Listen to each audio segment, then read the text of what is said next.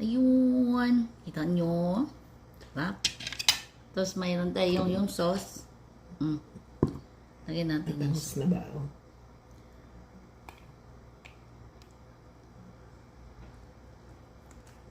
Sarap, di ba?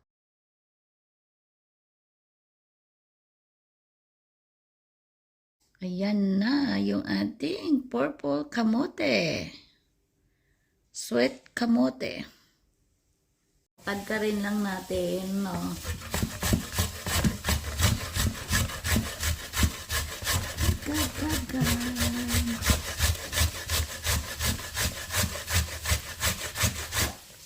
Yun.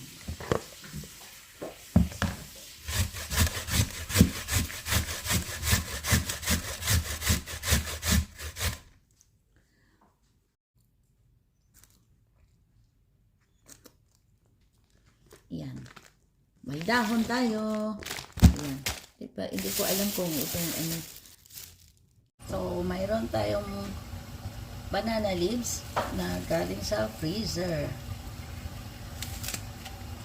So, ganito ang gagawin natin. Magpakulo tayo ng tubig.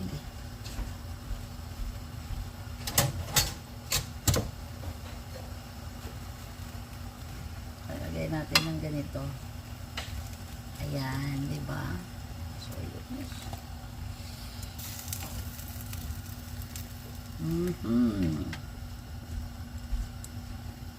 So, gawin natin ng decent process ito. Tapos nating tawag dito, i-steam yung ating dahon ay pupunasan natin para ma-dry naman ito. So, ito yung ating mga process. Makikita nyo yung ating ginagawa from the scratch. Kasi gusto kong kumain ng suman na kamote. Kasi hindi naman kami nakabili dito na suman kamote. Kaya ito na. At saka papakainin natin si mother-in-law natin ito. Sana kakain si mother-in-law. So, may isang latang gata tayo. At saka half cup ng brown sugar. Shredded na young coconut or buko. At ihahalo lang natin yan. Iluto natin siya sa ating gata. So, halo lang yan.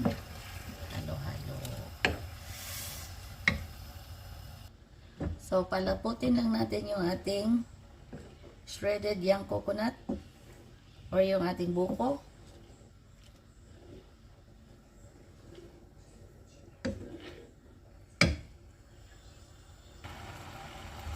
So, naluto na yung ating young coconut. I-set aside natin. Tanggalan lang natin siya para lalamig. Lalamigin natin siya bago natin ihalo sa ating grated na purple kamote or potato, sweet potato. Tapos i-save natin yung sauce para sa ating iso-sauce natin ito pag maluto na yung ating suman. So, ito na yung ating grated purple sweet potato. Tapos, lagyan natin ng half cup ng brown sugar. At yung ating shredded na young coconut. Ihahalo natin. Very easy ingredients. Mabusisi lang talaga. So, ihahalo natin itong maigi.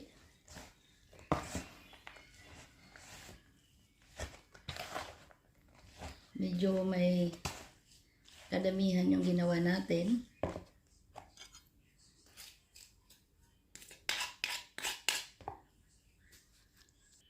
So, lahat ng ingredients na nilagay natin, depende kung gaano karami ang gagawin nyo.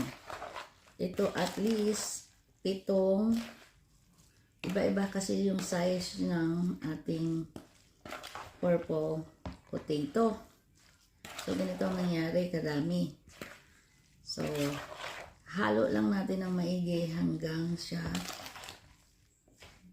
sa palagay na natin na ready to balot na. So, ayan. Ayan, oh. So, ayan na siya. Nabalot na. Nano na natin, nahalo na natin maigi. So, umpisa na natin pagbabalot.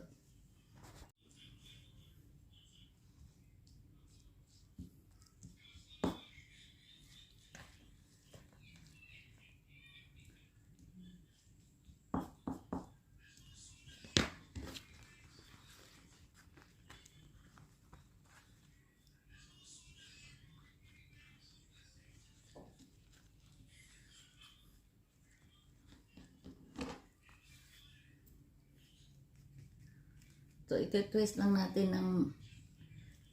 ng mahigpit. Ibalot lang natin ng mahigpit. Ganito na siya. So, nakagawa na tayo ng dalawa. Tagpuin lang natin siya at itatali din natin siya sa dahon. Parang tight ang pagkatali para hindi siya madaling mabukaka or ano. Ganito lang siya kasimple.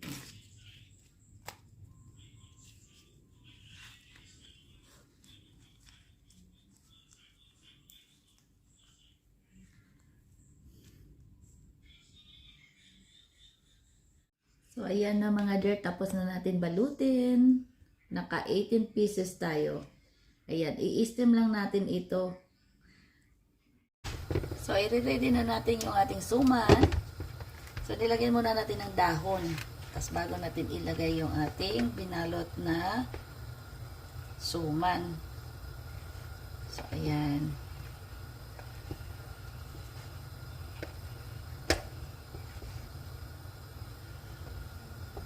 Ayan. Ayan, perfect. Ayan, kumulo na yun ating tubig. So, ilagay na natin yung ating suman. I-steam natin to at least 35 to 40 minutes. Ayan. Takpan lang natin to. Hintayin natin yung ating suman.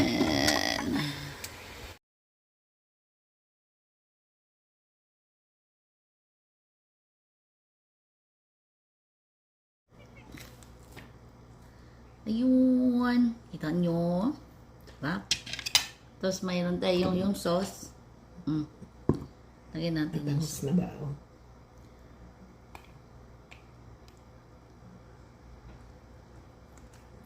Sarap, di ba? ayun, nasarapan yung ating sarap. mother-in-law. Sarap eh. Perfect.